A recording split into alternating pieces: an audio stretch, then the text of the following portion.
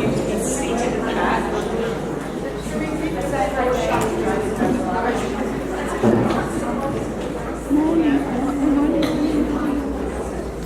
It is my pleasure to welcome you all to the first session of this convention. Women and human rights is a subject ICJW returns to again and again, most markedly in the work being done by our various representatives at the United Nations. It is well documented that in countries where women's rights are respected, not just women and their children benefit, but also civil society and the economy. We have a very distinguished opening speaker, Emeritus Professor Gillian Triggs, who is the former President of the Australian Human Rights Commission and the new Chair of Justice Connect, a non-profit organisation dedicated to connecting people locked out of the justice system with free legal help. Gillian is a former barrister and the Governor of the College of Law. She graduated in law from the University of Melbourne in 1968 and gained a PhD in 1982. She was Dean of the Faculty of Law and Challis Professor of International Law at the University of Sydney from 2007 to 12 and Director of the British Institute of International Comparative Law from 2005 to 07. Gillian has combined an academic career with international commercial legal practice and has advised the Australian and other governments and international organisations on international legal and trade disputes.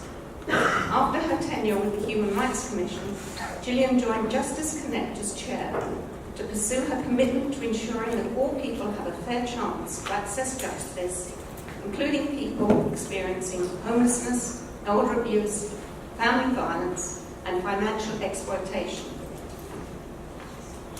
In addition, she is focused on helping lawyers get out of the office and meet people who need legal help where they live. Gillian is the author of many books and papers on international law. She is married to a former diplomat and has 2 children and grandchildren.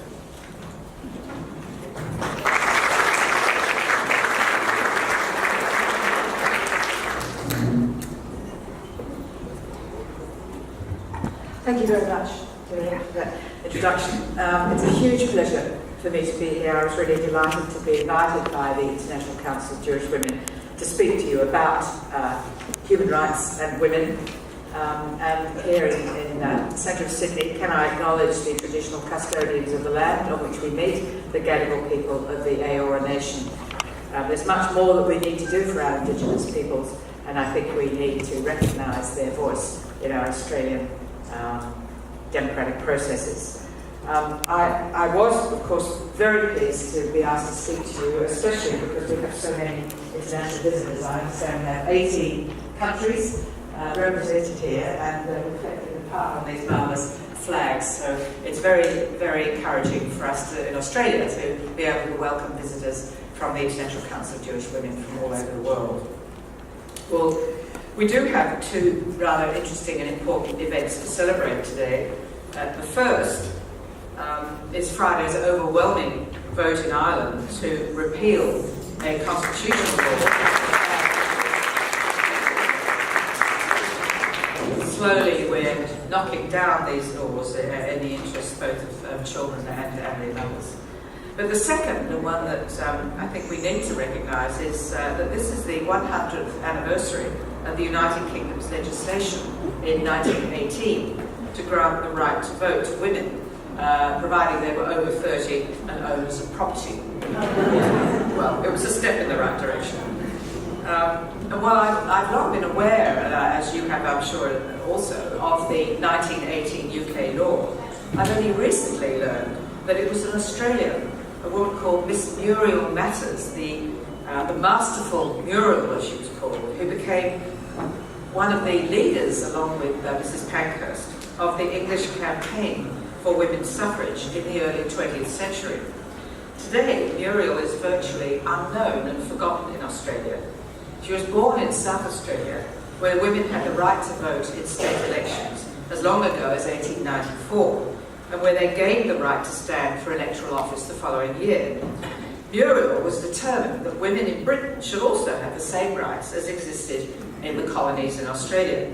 And she took a horse-drawn caravan around England and Wales advocating for women's rights, a long march that's being replicated in her memory this year. Well, Muriel is best remembered for chaining herself to the hated iron grille that separated women visitors in the gallery of the House of Commons in 1908. From this rather uncomfortable position, she gave an impassioned speech for women's rights that it's the first recorded occasion when a woman ever spoke to members of this all-male Parliament House. For her persistence, she was jailed for a month in appalling conditions and held in solitary confinement. Or perhaps Muriel's absence from our Australian memory helps to make the point that eternal vigilance continues to be necessary to promote women's legal rights to equality 100 years later. In its global gender report last year, the World Economic Forum declared that the position of women throughout the world was in regression for the first time since it began its reports in 2006 across 4 benchmarks: economic participation and opportunity, educational attainment, health and survival, and political empowerment.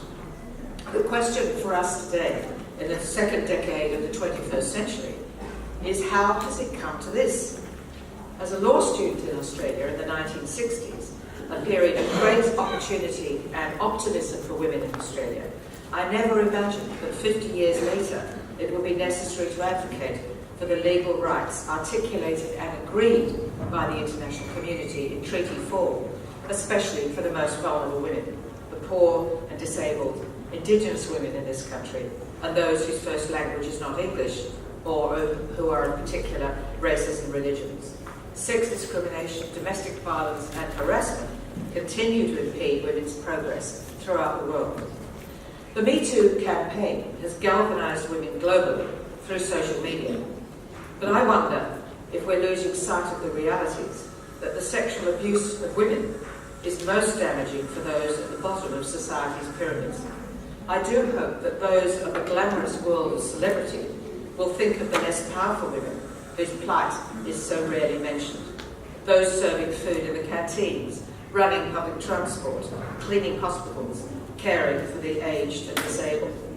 We need to speak out about the Rohingya women and children raped and killed in Myanmar or subjected to chemical warfare and bombing in Syria, or the rape of a 2-year-old girl in an Indigenous community in the Northern Territory of Australia, or the indefinite detention now for over 5 years of asylum seeker and refugee children and their parents on Nauru. The United Nations has adopted as its goal this year for International Women's Day that we should leave no woman behind. This is the challenge for those of us with educational resources to reach back, to reach out to our sisters, to ensure that they too have the benefits of equality and opportunity. Well, the purpose, I hope, of my words this morning are to consider the contemporary challenges for women, especially in Australia, because I do know rather more about that than elsewhere, but also the importance of international legal standards that our predecessors have worked so hard to achieve. And finally, to suggest some new strategies on the basis of Henry Ford's advice that we shouldn't be surprised when we keep doing the same thing, but we keep getting the same results. In short, I think we need some fresh thinking about promoting women's human rights as a matter of law and social justice.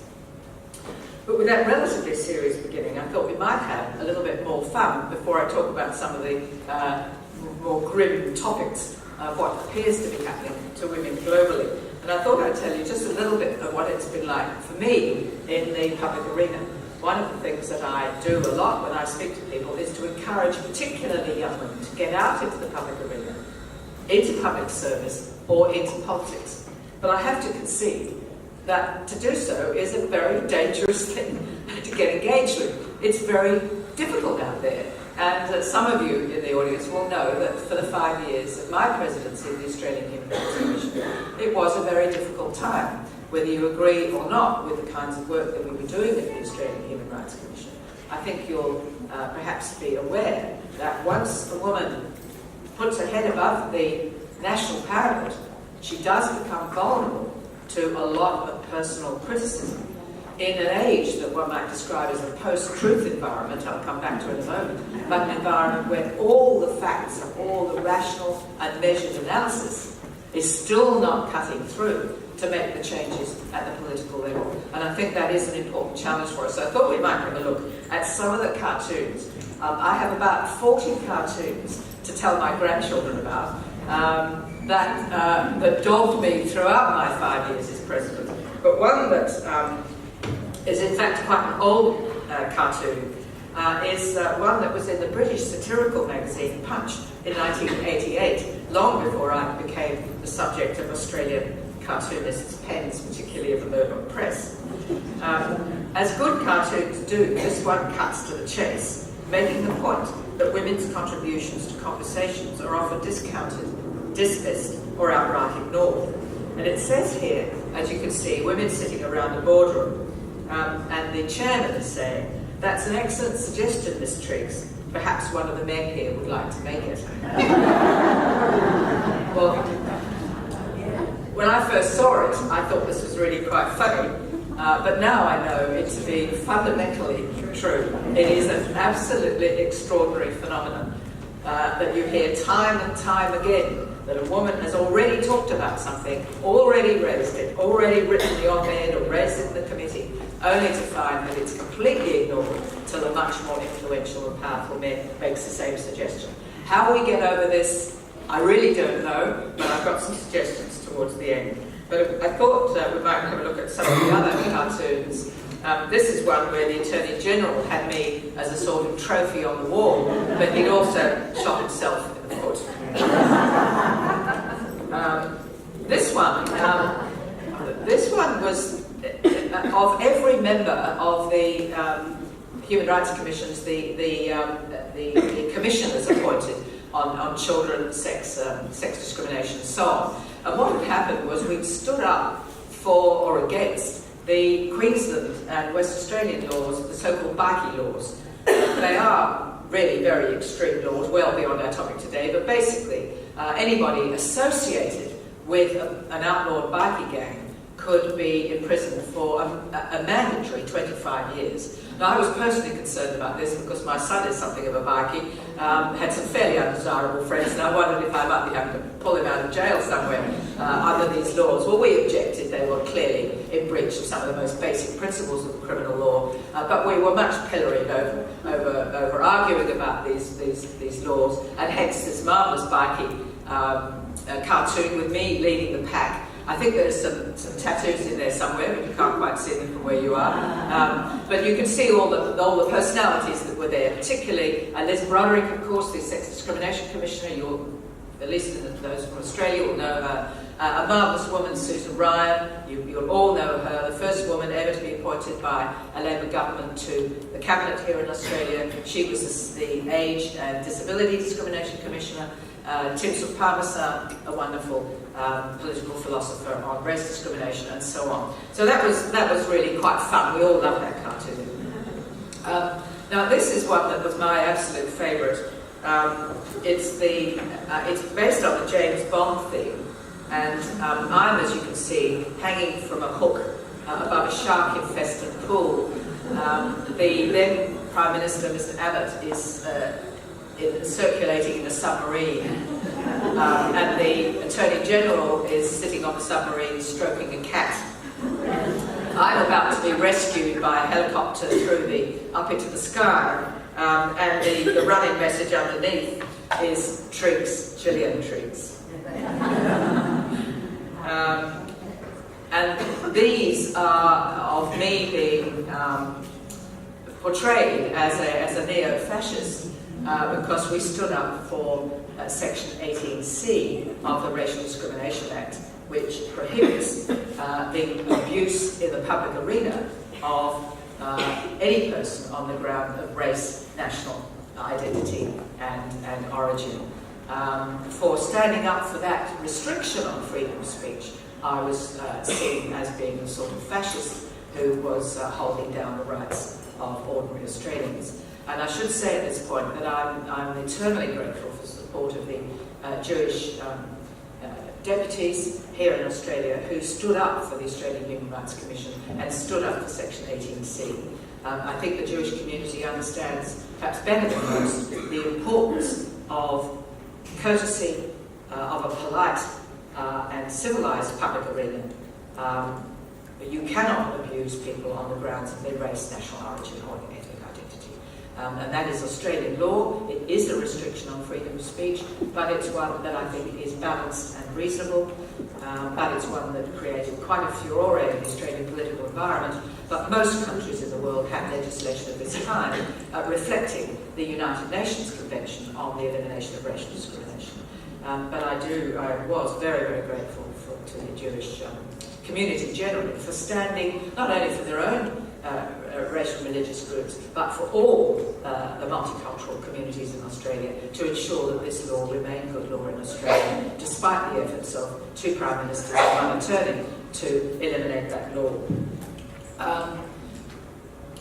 But these are the sorts of rather hysterical cartoons that were produced time and again. I didn't think they were too bad of me. They displayed me rather slimmer than I really am.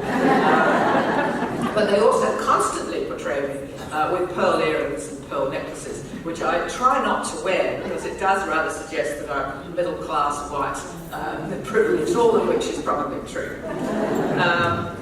So that was really the environment that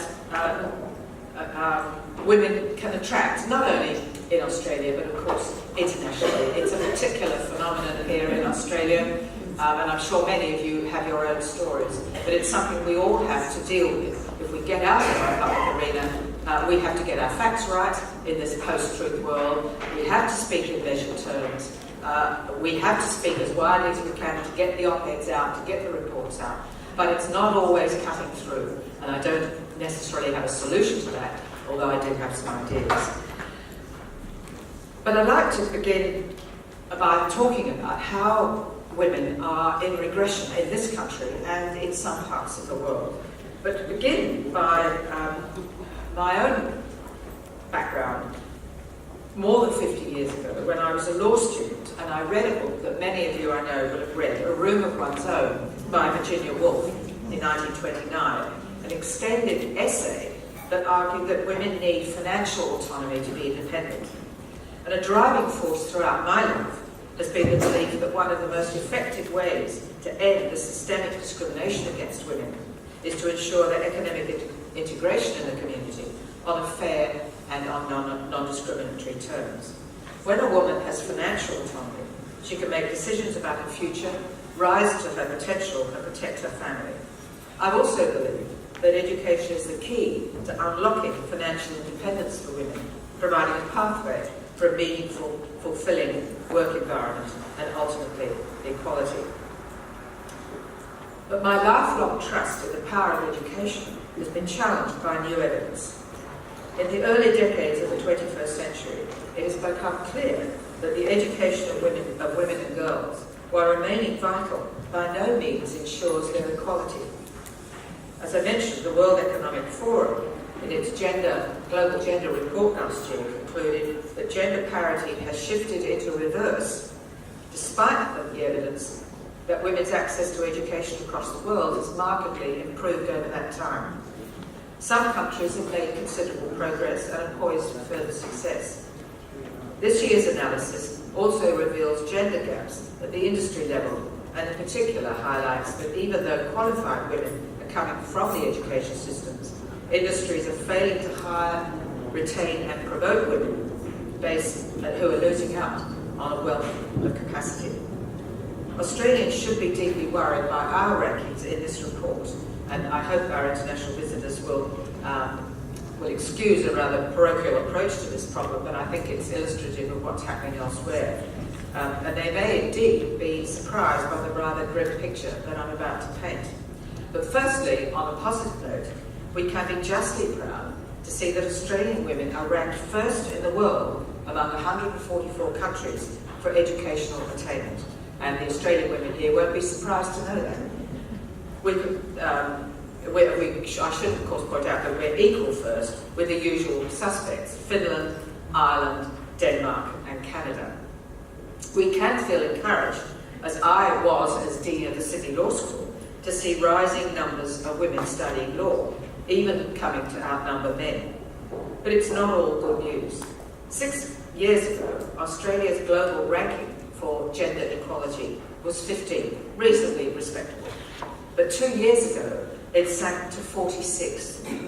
We've recovered only somewhat to reach 36 last year. These rankings are unacceptable, especially when we compare ourselves to countries like New Zealand, which is 9th, France in rights implementation within the country that we have, and we need to think about it. But I'd like to give you just a little example of what has really happened in this environment that I mentioned, the post-truth environment, the alternative facts, and the rejection of expert advice and evidence, most especially the growing willingness to ignore the facts and retreat to subjective ideology. You'll all be aware of the period during the inauguration of President Trump in the United States, when his press advisor announced to the world that the inauguration in Washington had attracted the greatest number of people ever in the entire history of the human race at that inauguration. Well, of course, once people started fact-checking, they found that, in fact, the numbers were relatively small, and certainly a lot smaller for the inauguration of the former president. But Anne Conway defended the position of the White House on this question, saying that the White House press officer had simply presented an alternative fact. There is no such thing as an alternative fact. There might be other facts which could change your mind or inform your view, but there's no such thing as an alternative fact. And this is something that is really underpinning this phenomenon of accepting subjective ideological views that is actually, I think, affecting the ability of women to get the facts out and to get policy to be developed on the basis of those facts. That's what I was educated to do, and I'm sure it's where you would stand on these issues. Who would have guessed that in the second decade of the 21st century, we'd actually be arguing for the facts, for evidence-based policy in this modern environment? But the example I wanted to give you is one that concerns paid parental leave. And some of you who are familiar with the CEDAW obligation will know that all countries have signed up to this convention have an obligation to provide maternity leave with pay or with comparable social benefits without loss of former employment, seniority or social allowances. They're entitled to women are entitled to social services to enable parents to combine family obligations with work responsibilities and to participate in public life, in particular through promoting the establishment and development of a network of childcare facilities. Well, the story in relation to paid childcare in Australia begins with when our former Prime Minister, Tony Abbott, but then as leader of the Liberal Party in opposition, proposed a rolled gold scheme, as he boasted in 2014, that would give mothers 6 months maternity leave at their current wage. 6 months maternity leave at their current, can you imagine? The scheme was to be financed through a 1.5% levy on 300 of the largest Australian companies. The apparently progressive and even revolutionary policy to support new mothers descended rapidly into the demonisation of women in Australia as welfare tubes, rather than viewing mothers as deserving of government support to spend time with their newborn babies. They became the victim of government policy failure. You might recall that shortly after Mr Abbott's proposal, Australia's then Treasurer, Joe Hockey, cemented the phrase double dipping in the national vernacular. It wasn't a new expression, but from that day, a new parent claiming legal leave entitlements from an employer and a government was seen as a double dipper, a new and undesirable cousin of more familiar targets such as dole blouses and welfare mums. The story is quite a long one. Paid parental leave had been introduced in Australia in 2011 by the then federal Labor government for 18 weeks paid maternity leave. By comparison, Sweden, admittedly an extreme example, Sweden provides 78 weeks of maternity leave for men and women, paid at 80% of their salary, which can be taken at any time for up to 8 years after the birth of a child. It shows that what we can aspire to, but it shows where we are in Australia. Well, in October 2016, the Turnbull government, picking up this rhetoric, introduced a bill to prevent so-called double dipping. You couldn't have paid leave allowance by your employer as well as taking an allowance provided by the government.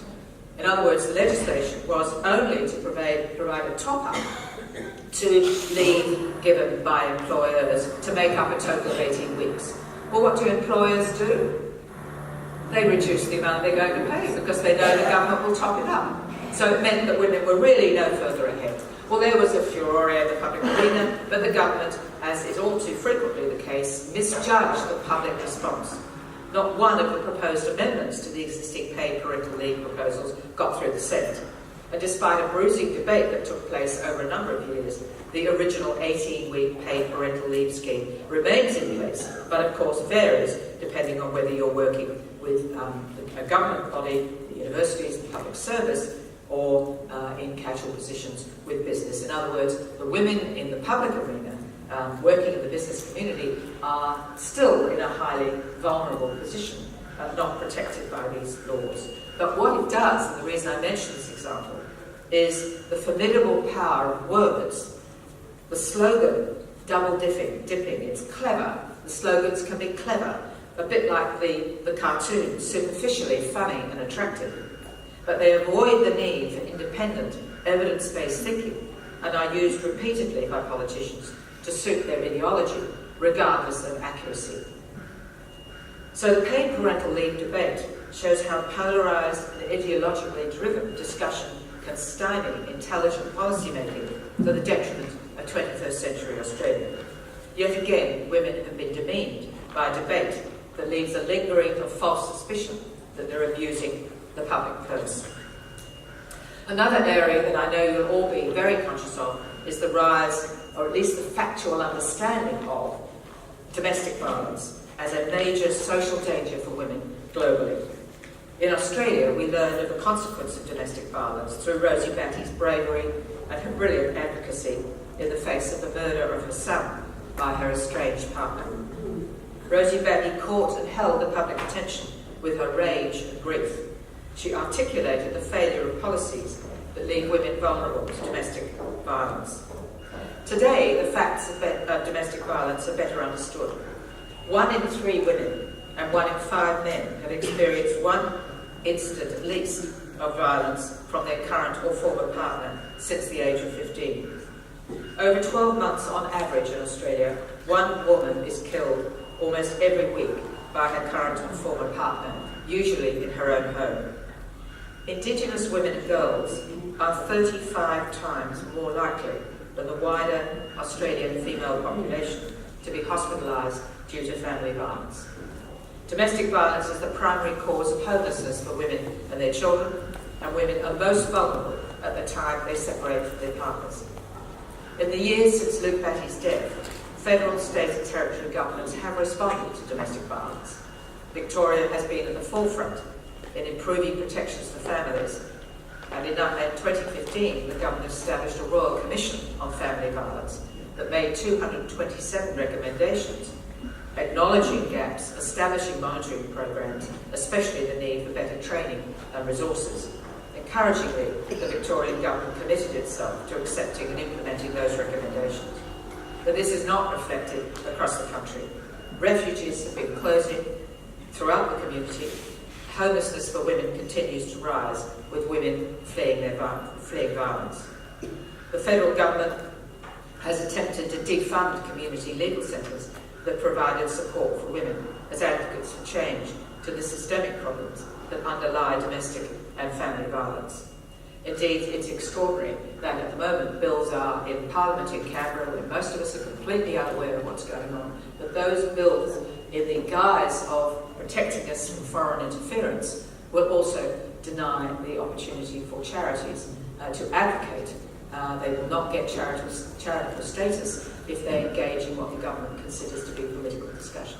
If we raise these issues, we are seen to be acting in the political environment, and that can challenge the charitable status for tax purposes.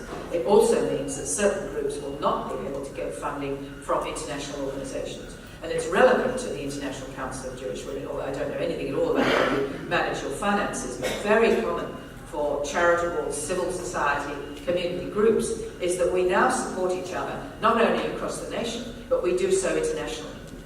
And funds move across national boundaries. But these kinds of funds are now being attacked by draft bills which are before Parliament that I think the Australian public really does not understand and does not see the risks that are involved in an attack by government on advocacy. They seem to be happy with the work, for example, of Justice Connect that I've recently taken over as chair of the board. They're perfectly happy for us to deal with individual cases of injustice. But once we move into the public arena with advocacy at a systemic level, then we are charged with political involvement. And that, I think, is a very retrograde step for Australia. The next example I want to look at very briefly, because I know we want to have a discussion, is the question of sexual assaults and harassment, part of the Me Too campaign. Our Prime Minister, Mr Turnbull, has said a couple of years ago, violence against women begins with disrespecting women, and I think he's quite right, and it's been very important that the Prime Minister has stood up on this issue. He has spoken clearly and with genuine commitment to understanding that disrespecting women right at the very beginning leads to, ultimately, the extraordinary figures of the deaths of women in domestic violence. The phenomenon is now better understood than it has been before, and the Australian Human Rights Commission has played a role in ensuring, through the Sex Discrimination Act, that sexual harassment is illegal. 1 in 5 complaints received by the Commission during my tenure related to sexual harassment. And indeed, although some of you may know me more in the public arena on asylum seeker issues and detention of children in particular, marriage equality, racial discrimination, 18C, although that did take up a lot of my time as President, the reality was that the complaints, and we received about 20,000 inquiries and complaints a year at the Australian Human Rights Commission, over 2/3 of them concerned access to non-discriminatory employment and goods and services. This is what most Australians care about, and we have to take this seriously, and it's particularly important for women. If women cannot get non-discriminatory access, particularly to employment, then they really can never progress. We will always remain in that position in which less than 50% of our superannuation compared to men. We are always going to be vulnerable to a failure of economic empowerment, a failure to achieve that room of one's own that Virginia Woolf talked about. Or we have done a very interesting project on sexual harassment in universities, and it was driven by an American film, The Hunting Ground, which showed the culture of sexual assault and harassment on United States college campuses. While we are different in Australia, we run our universities differently, it was interesting that the 39 Vice-Chancellors in Australia decided it was time to know what the facts are. And they contracted the Australian Human Rights Commission to do a study, which we did. It was an extraordinary experience. We got an amazing response from the students themselves with our survey, but we also had unprecedented submissions from the Australian human rights, Australian community generally, on sexual harassment in the university context. Normally, in an inquiry that we run under the authority of the President, we get something like 200 to 300 submissions on any particular issue. For the detention of children in Manus, Nauru, Christmas Island, etc., we had about 230 submissions. It gives you an idea. On sexual harassment, we got nearly 2,000 submissions across Australia, and we think that we've never had anything like it. They poured into the Commission. I didn't read all of them, but I was struck by the number of submissions, personal submissions that we received that began with this line: "I didn't report it at the time, but..." The other thing that struck me was that these reports of sexual harassment were much more than that. Most of them were assaults and many of them rape. It was at the high end, if you like, the most egregious end, rather than the minor, they were really minor, but nonetheless the more casual sexual assault that we see. Well, This was an extraordinary survey. No country in the world has done it across the country as a whole. And the report found that in 2016, 21% of students were sexually harassed in a university setting, and 6.9, nearly 7% of students were sexually assaulted at least once in that year. That's just a little photographic slice of time that tells us a little bit about the nature of the problem. The perpetrators are overwhelmingly male, and most victims knew them as a fellow student. But again, something that came up over and over again at the Australian Human Rights Commission: whenever you are vulnerable, if you're poor, disabled, you come from a different cultural or linguistic background, or you're bisexual, trans, or gender diverse, you are much more likely to find yourself subject to breaches of human rights. And in this case, we found exactly the same. Sexual harassments and assaults were most likely to be against the most vulnerable in our communities, particularly the disabled. It's an extraordinary thing, and I asked the staff to go back again and again to check these statistics. But the people most likely to be assaulted, the most likely to have their rights violated in Australia, are those with a physical or mental disability. It's quite shameful, but it's repeated over and over again. Well, I think you're familiar with all of that background. But what are the future? What are the new thinking and strategies that we need to be examining? Well, I'm not the first to observe that you cannot be what you can't see, but I do believe the maxim is true. I rejoice in the appointment of women to senior positions and boards in law, the public service, the business and corporate sector. I agree that reviewable targets for the appointment and promotion of women make an effective tool to ensure equality of opportunity. Evidence demonstrates that education and persuasion, while important, are not as effective as laws and enforceable obligations and quotas and targets in changing cultural attitudes. So I think that we do need to look at much more rule-based quotas and laws to enforce the protection of human rights in this country. The world of business, I found in my role, has been enormously helpful in understanding what needs to be done to improve diversity and to improve human rights in Australia. But there's also a source of and seeming flood of self-help books advising women and girls. There are books on leadership, on assertiveness, on so-called life-work balance and well-being. Some have irresistible titles. Sheryl Sandberg's Lean In, Women Work and the Will to Lead, or Lois Frankel's Nice Girls Don't Get the Corner Office. I've had the corner office for the last 15 years. Of the few of these books that I've read, Sandberg's reflections come closest to my experience. She challenges the lack of confidence in young girls and women. They need to be liked, but urges them to lean in. And I was particularly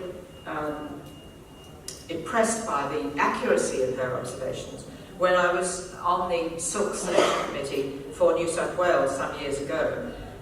As you may know, to be promoted as a barrister to Silk, to Queen's Counsel or Senior Counsel is one of the greatest recognitions of your reputation as a fine lawyer in Australia and in other common law countries. And in the particular year in which I was on the committee, there was an unprecedented number, 25% of those raised to the level of Silk were women. And we started to ask why this was true. In New South Wales, typically you might get 3, 4, 5 women elevated to Silk. Why in this particular year did we suddenly get about 12 or 13 Silks, 50% of the number appointed that year? And what we discovered was that of the women that applied for Silk, most were thoroughly qualified to be given Silk. They waited until they felt they were ready before they put their applications in. Whereas we had literally hundreds of applications from young, ambitious, forward-thinking men who said, I want to be Silk. They failed, and they might fail the following year. They'll get it the year after or the year after that. But what they were doing was signalling very early on that they believed that they're good enough lawyers to be Silk. Did the women do that? Almost never. The women that we literally ticked through, we didn't have to spend any time on them, had been ready for some years, but they wouldn't put their hat in the ring until they were sure they were going to get it. And that is something that I find very disappointing. It's a reality. Sheryl Sandberg is right. It's this odd phenomenon of women wanting to be liked, wanting to be courteous, wanting to be well regarded, who have not lent in to achieve the outcomes that they want to achieve. Well, I learned a lot about the high standards of integrity within the profession, but I also learned about the snobbery in the profession. That women often predominant in areas of alternative dispute resolution, of family law, or in the very thing that I'm now doing, Justice Connect, putting pro bono lawyers with people who are vulnerable in the community. If women had had long careers at the bar and to be senior in their positions, we have to change that overwhelmingly male culture.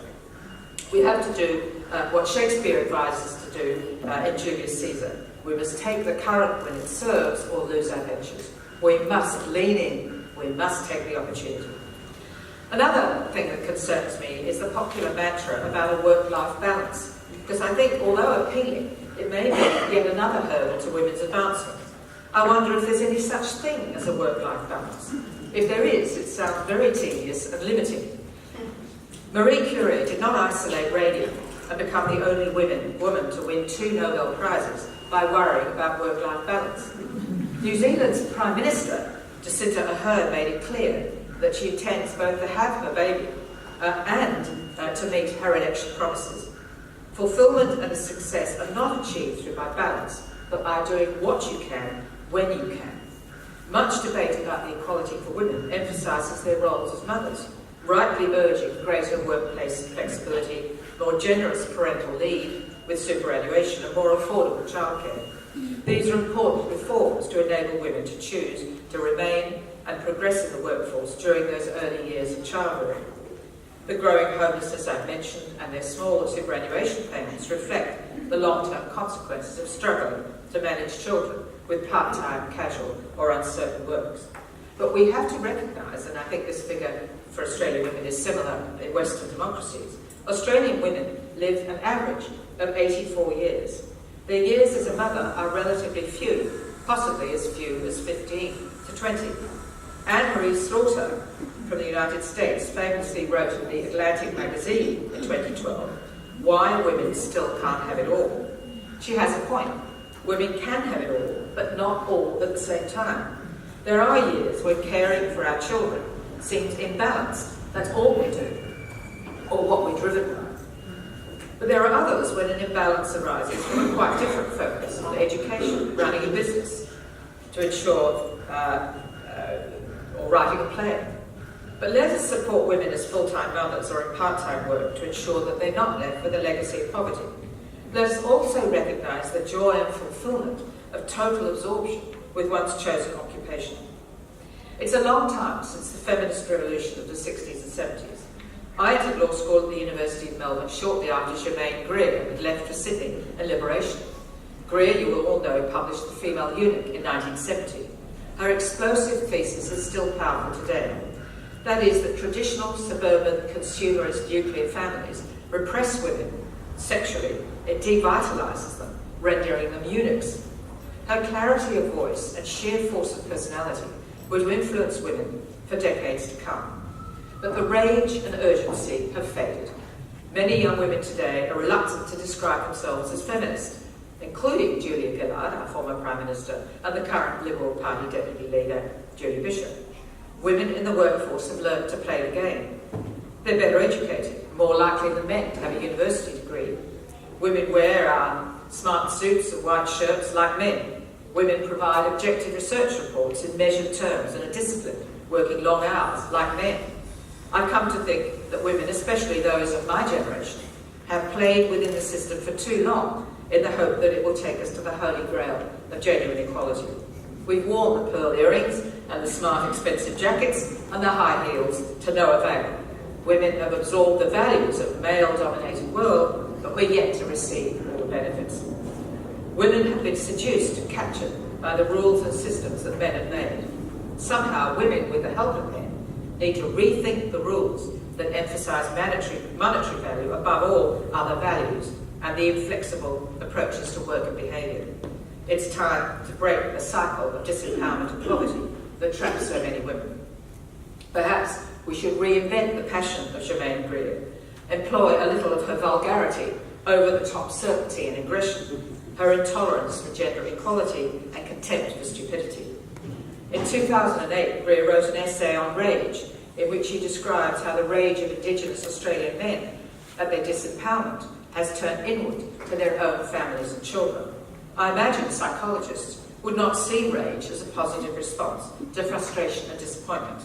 But there are occasions when incandescent rage provides the rocket fuel for action. I remember being asked as a senior university administrator what were my plans for retirement. I was 58. My fury at the question has propelled me through another 15 years in the legal profession. Having noticed how often women apologise, how we usually do so when we're not at fault, how often we volunteer to do the rotten jobs on the committee, giving the chair, invariably a man, any credit. Another strategy is to act as though we've already reached our destination, as if we've already achieved equality, as though our vision for the future were already there, and with the certainty that our views are valid and our skills are respected. We should walk into a room with confidence, as though we belong there. We should stand up and speak up for what we believe is right. We don't need to be unpleasant. We just need to be firm. I think we should take more risks. We should be bold and challenge the system. We should articulate wider values that contribute to our harmonious and enriching society.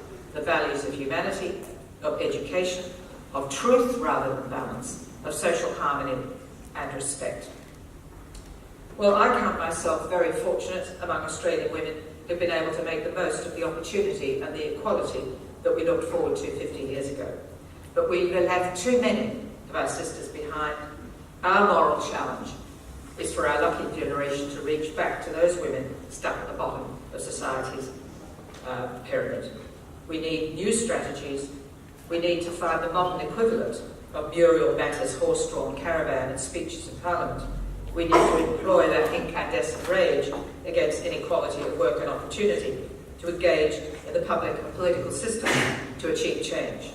I really applaud the work of the Council of Jewish Women and all our international visitors, and I wish you a very successful conference.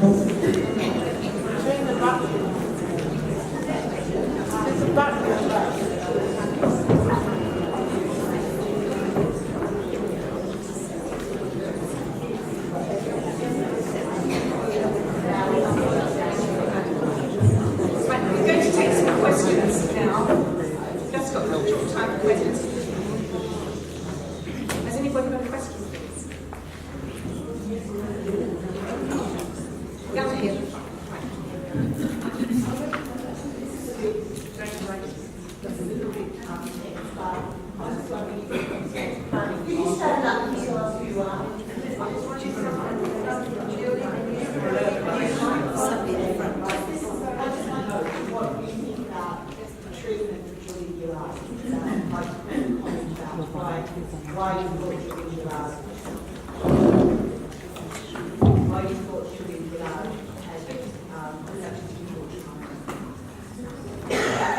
The question then, thank you very much, is why do I think Julia Gillard, as our former Prime Minister, had such a difficult time? Well,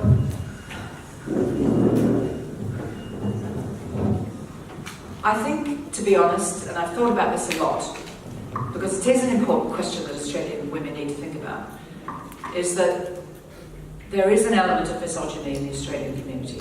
I don't think we're a misogynistic country. I don't think that reflects all of Australia, but it reflected the Murdoch press, and it reflected the conservative right wing of the Liberal coalition. And they believe they have a right to rule, and they were really unwilling to accept that the Labour Party had won the election, and they attacked her. She was vulnerable in part because she, in turn, had collaborated to end the Rata government, and I think that was a difficulty for her right from the very beginning. But I don't think it's the only explanation, because men had been knifing each other in the back for political advantage. We didn't quite understand what was going on. We didn't know if there was substance to the criticisms. And in some cases there was, but not at the personal level. Just very, very quickly in answering this question, I'm hugely impressed by Angela Merkel for all sorts of reasons. But one is I saw her in Sydney during the G20 meeting. I was at a meeting with her, and I was so impressed. She wore baggy black trousers, flat, comfortable crepe shoes, and a presentable jacket, no makeup, and very, very simple hairstyle. And what she's done, I understand now deliberately, is she does not play into that game. She doesn't give the media anything to say about how she looks, so that in the end they're forced to concentrate on what it is she's saying as a matter of policy. And maybe, it's a pity, because I obviously like style, and I like, make the effort, as I've described, we do in the professional environment, but the trouble is that it does expose you to all sorts of criticism. We have to go back to that cartoon. What Ms. Triggs says must be listened to as a matter of substance. If she's wrong, say so. If she's got the facts wrong, say so. But if she's got something to say, we should listen to her.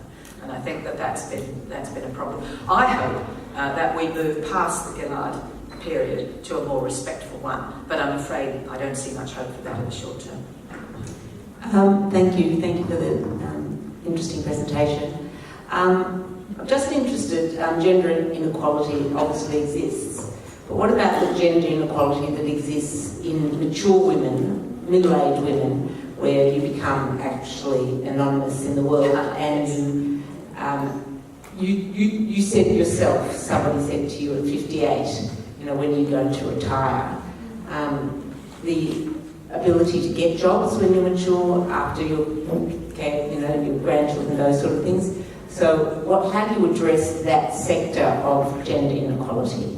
Well, first of all, you're right to raise it. This is a very particular problem for women of a certain age. We've almost become invisible. We're not so glamorous anymore. We can't attract the same kind of attention. But also, I think that generation has perhaps suffered from this phenomenon of not leaning in. They're so used to accepting the position. But that's the negative side. The positive one is that because I spent so much time in community groups across Australia, some of the most politically and publicly active are women of a certain age. They're much more politically engaged than young women are. Young women won't go near politics. My daughter doesn't want to be described as a feminist, and she's a teacher in her 30s. Young women are educated, they know about the issues, they care about the issues, but they will not go into the public arena and they will not speak up. The women who are speaking up are in fact those older women, because they are educated, because they've watched this for long enough, and they've seen that the advances that we expected to get in the 80s, 90s, and the new millennium have not really emerged for so many women, particularly Indigenous women and women of different cultural, language and racial differences in Australia. What do we do about it? I think we just as you are here today, we should be speaking up in the public arena. We have to learn to work in the public arena and to speak up in measured terms. I cannot come up with any other solution, because we're educated. Older women have got a bit more time. They've often got a bit more money. Why not use that influence? If the younger generation are not coming through and entering the public arena, then I think older women have got to do it. So speaking up is really what we've got to do. especially, of course, for those women who are homeless. It's a shocking situation, along with domestic violence. I mean, women at 55 and 60, they've sometimes lost their partners. They've got small superannuation. They're less able, much more vulnerable and less able.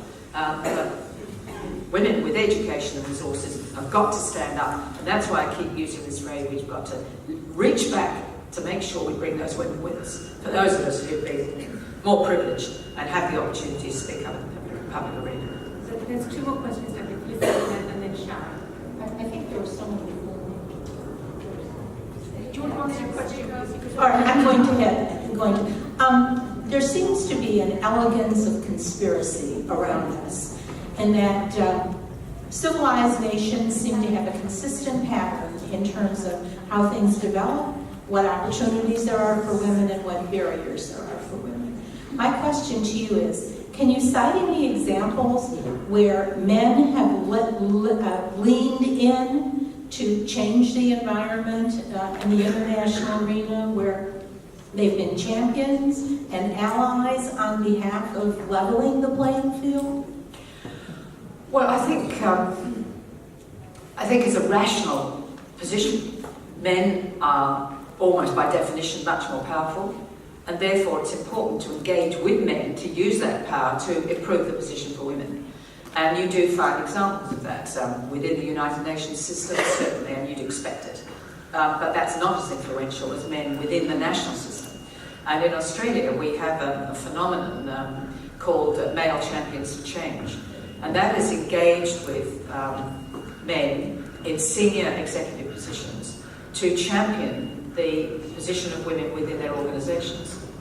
Now, that seems like a good idea, and some men have, and I'll mention one in particular, but that is Alan Joyce with Qantas, has been quite remarkable in challenging the need for greater diversity and supporting women. But my concern, and I feel I have to apologise for this, being a 60s feminist, I'm astonished that we have to rely on male champions of change to support our position. This is outrageous in my view, but others see it as an important practical recognition that men have still got the power in the corporate world, the employment world, in the political world, therefore we need them on board.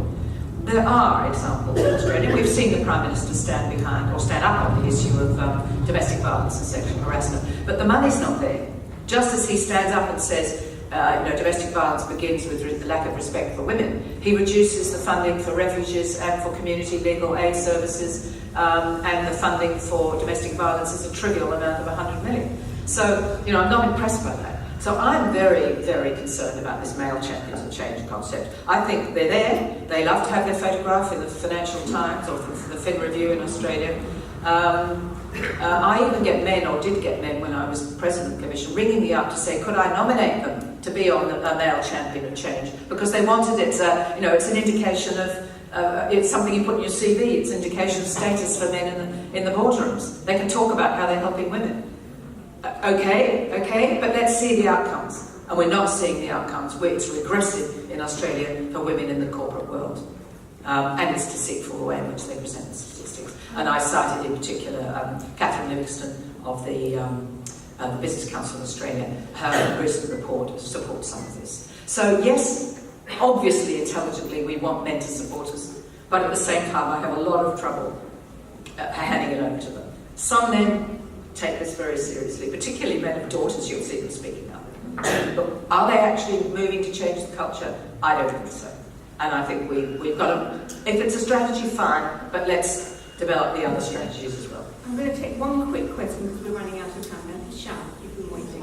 Actually, first of all, everything that you said, some of us are from the United States and we're kind of nodding along because it sounds disturbingly, distressingly familiar to us sitting certainly here. But I would like to ask even briefly, I'm concerned about the young women coming up, especially your observations that the young women that you were referring to seem uninterested in leaning in, to paraphrase. I would like to know how you come to that conclusion, because I would think that, quite frankly, the future that what we need to be doing here is ensuring the future doesn't go through the same drill that we have gone through for the last 10, 20, 30, 40, 50, 100 years. And I really would like, where is the glimmer here? Where is the strategy to change that within the female gender? Just within the female gender.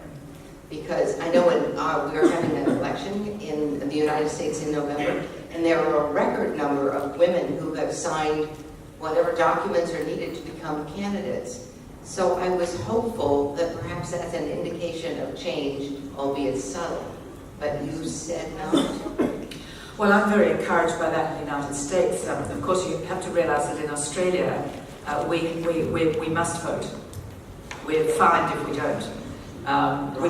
Bravo. Yes, I mean, at one level you'd say it's a breach of the civil right not to vote, but my view now is that actually a compulsory voting system actually forces young women to come to the table and say, well, what's all this about? What am I going to vote for, and what are the issues? So I'm really pleased that women are starting to put their names down to take up the positions.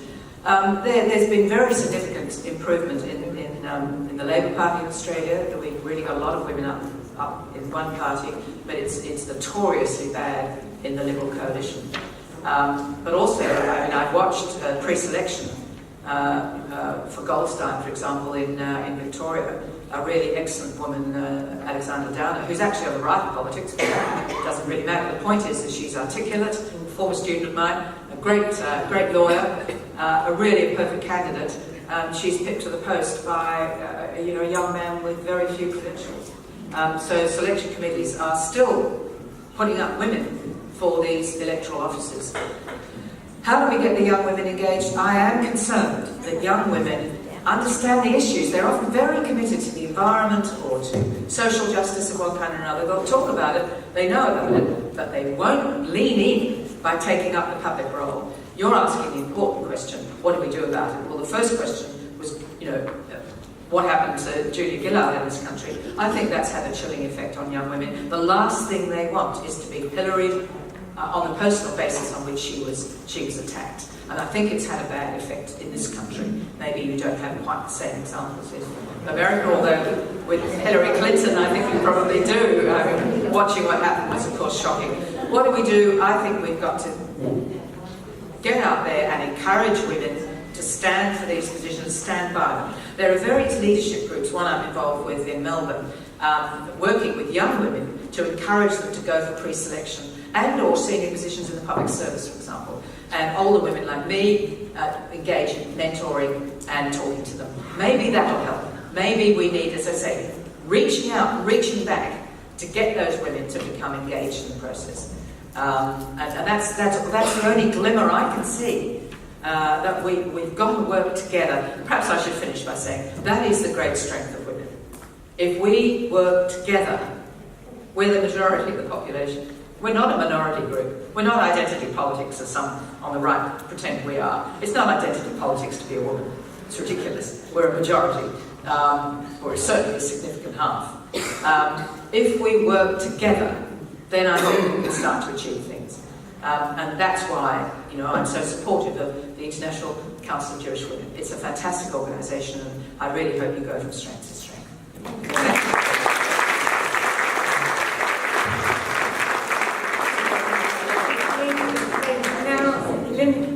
From South Africa is going to propose vote of thanks.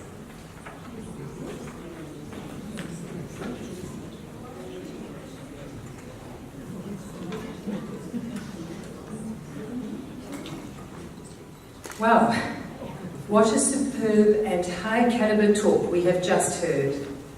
A taste of what this convention is all about, assuring us of an amazing, informative, educational treat over the next 3 days. Last night, Robin mentioned Hillary Clinton's Women's Rights are Human Rights, which the address at the United Nations World Conference on Women in Beijing in 1995. It's now 23 years later, and what we'd hoped would be a thing of the past, unfortunately isn't. We're still talking, and as the professor said, some things have got worse. I look at my own continent of Africa, since Professor Triggs spoke mainly about Australia. There have been great strides in realizing women's rights. For example, female participation in some African legislatures surpasses that of many developed countries. And there are now provisions on sexual and gender-based violence, cultural rights, and non-discrimination in constitutions across the continent.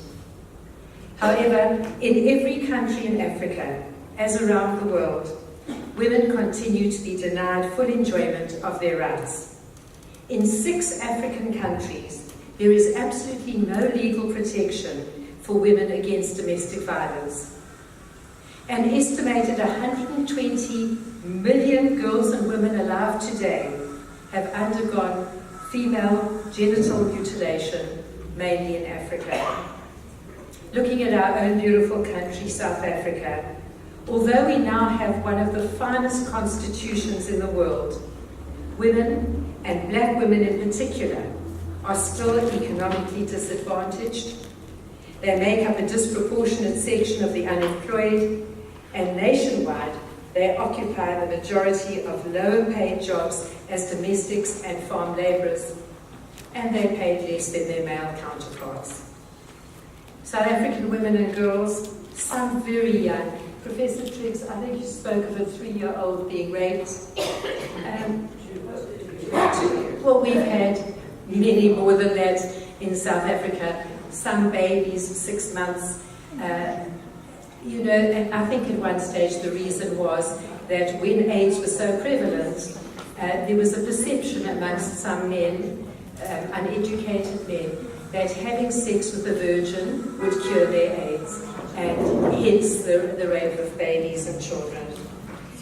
We have an extremely high incidence of rape, and something which I don't know whether some of you know about is the term corrective rape, which we have in South Africa, whereby lesbians are raped by men who feel that will correct their attitude and somehow they'll change their sexual identity.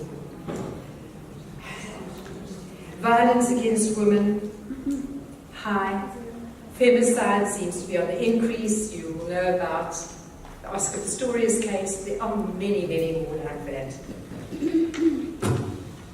However, notwithstanding all of this, various excellent laws to protect women have been introduced since the founding of the new South Africa, such as the Choice of Termination of Pregnancy Act. Abortions were previously illegal, and this was passed to prevent the sometimes fatal consequences of illegal backstreet abortions.